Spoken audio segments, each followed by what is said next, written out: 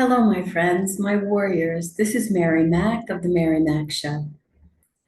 And I'm here today to talk to you about what exactly happens when you go to visit someone, either in the hospital or in their home, and all the people around them are just chatting away and basically having a party and maybe even having lunch in the kitchen or in the living room.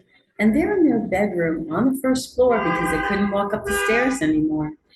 And there's just noise everywhere. And maybe I'm just the sensitive soul that I am, but I notice those things. I notice how disrespectful people are. And the funny thing is they don't even know they're doing it. They don't know. They just go about their business as if everything is fine. But meanwhile, you have an individual who's dying and they need peace and they need quiet and respectful friends, respectful relatives, and people who come to visit. There might be a situation where they're actually in hospice, and the hospice nurses are there regularly, maybe around the clock, because they know their death is imminent. And I think to myself, all the people who are so clued, they're not clued in. Is there such a thing as clued out? They're not clued in to what that person needs at that point in their life. And for me, it's very, I don't know, I feel it's so disrespectful. So disrespectful. I remember one of my favorite uncles. He was dying, and I went to see him in the hospital. And his wife at the time was sitting there watching Oprah like it was nothing. And I thought, why would you do that? The man is incapacitated. He can't get out of bed. He couldn't even speak at that point. And I was just appalled that no one figured out that this wasn't about them. It was about him. And so it just really upset me. And so I went to him and I took these swabs that have a little bit of citrus on them and water. And I wiped inside his mouth and around his tongue and on his lips. And I looked at him and I talked to him directly to his eyes. And I said, I'm here and I'm happy to be here for you.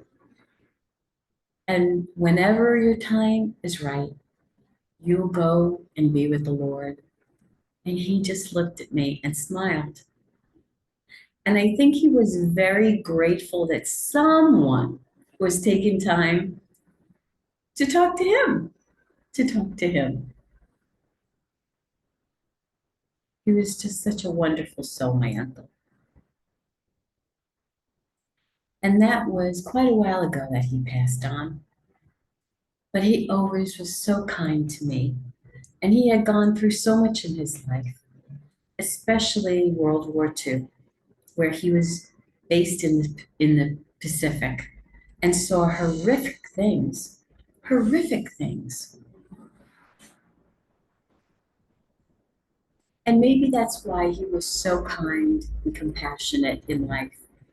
Because for those of us who have had serious losses in our life, and in his case, he saw plenty of his buddies murdered. And he never talked about it. He wanted to make sure that we were all protected from his experiences. And I always thought that was so admirable.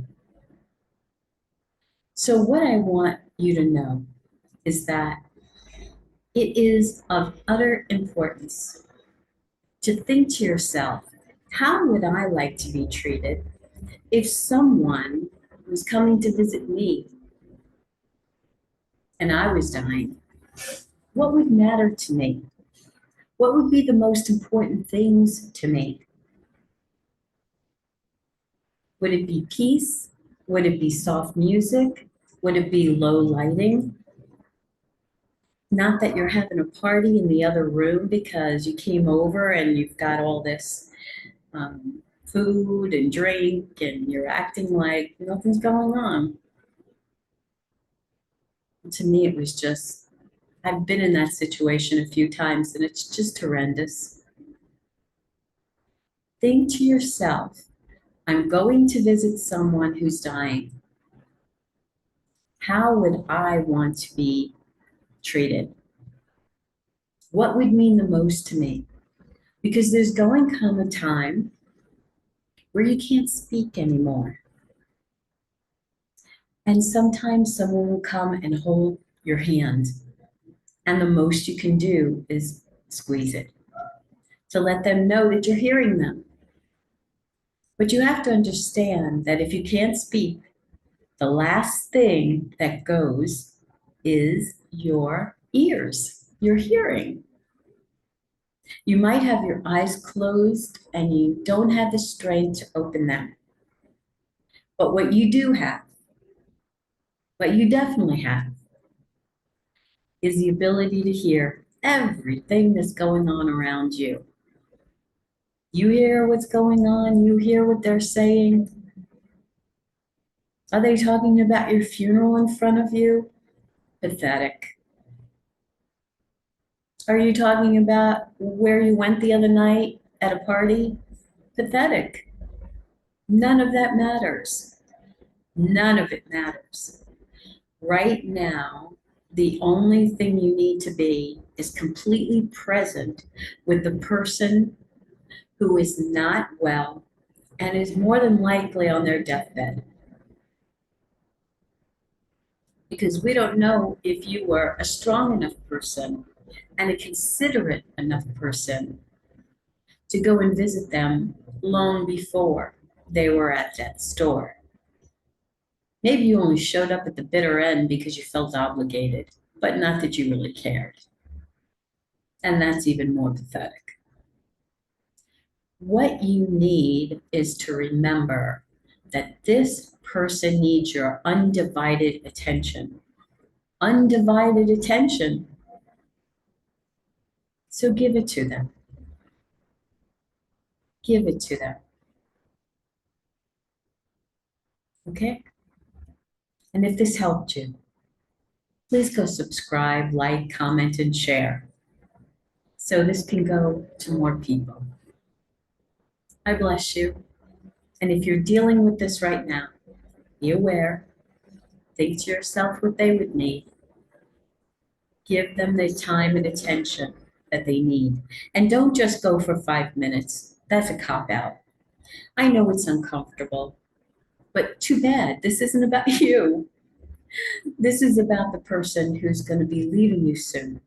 And you don't want to live with any regrets. Okay? Love you. Talk to you again soon.